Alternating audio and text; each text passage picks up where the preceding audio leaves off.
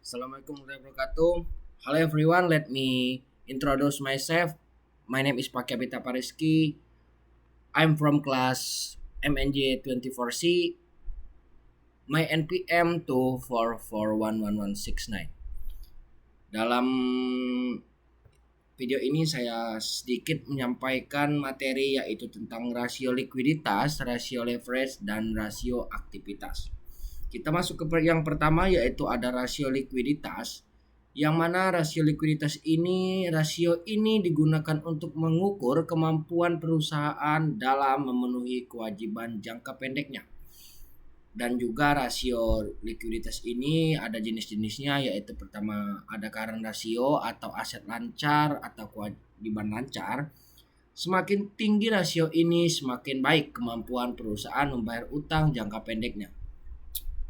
Quick rasio atau aset lancar dikurang persediaan, kewajiban lancar. Rasio ini lebih konservatif karena tidak menghitung persediaan. Di sini ada contoh rasio likuiditas, yaitu jika aset lancar 120 juta, persediaan sama dengan 20 juta dan kewajiban lancarnya sama dengan 60 juta. Current rasionya sama dengan 2, quick rasionya sama dengan 1,67. Ini menunjukkan posisi likuiditas perusahaan tergolong sangat baik. Lanjut kita ke rasio leverage. Rasio leverage ini mengukur sejauh mana perusahaan dibiayai oleh utang dibandingkan dengan modal sendiri. Jenis-jenisnya yaitu ada debt to equity ratio sama dengan total utang atau ekuitas. Makin tinggi rasio ini makin besar resiko perusahaan banyak menggunakan utang. Yang kedua ada debt ratio atau total liabilitas. Total aset menggambarkan seberapa besar aset yang dibiayai oleh utang. Oke, next kita lanjut ke rasio. Contoh rasio leverage.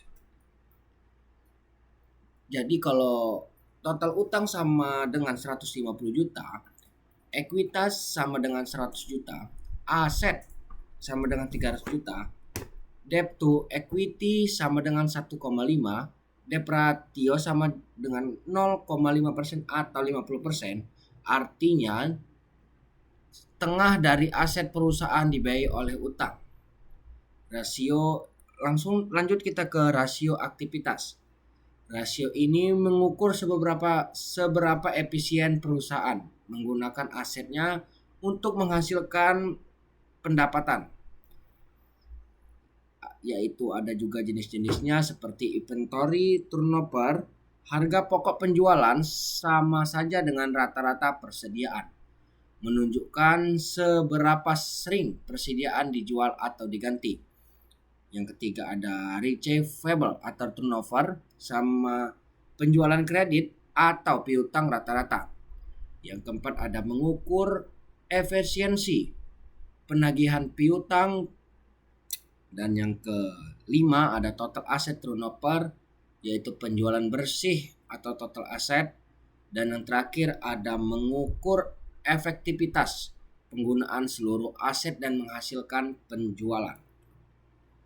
Contoh rasio aktivitas yaitu HPP sama dengan 200 juta, rata-rata persediaan sama dengan 50 juta, penjualan sama dengan 400 juta, total asetnya adalah 800 juta.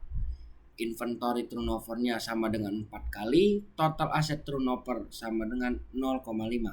Artinya persediaan berputar 4 kali per tahun dan setiap tahun Rp1 aset menghasilkan 0,5 rupiah penjualan. Lanjut kita ke yang terakhir yaitu kesimpulan dari 3 rasio likuiditas, rasio leverage, dan rasio aktivitas. Rasio likuiditas yaitu menunjukkan kemampuan perusahaan dalam memenuhi kewajiban jangka pendeknya. Rasio ini juga penting untuk menilai apakah perusahaan ini memiliki cukup aset lancar untuk membayar utang jangka pendek. Dan yang kedua yaitu rasio leverage. Rasio ini mengukur tingkat ketergantungan perusahaan terhadap utang dalam membiayai operasional dan aset. Dan juga rasio ini membantu menilai risiko keuangan dan struktur modal perusahaan. Dan yang terakhir yaitu rasio aktivitas yang mengukur efisiensi perusahaan dalam menggunakan asetnya untuk menghasilkan pendapatan atau penjualan. Dan rasio ini juga menunjukkan seberapa baik perusahaan mengelola sumber dayanya.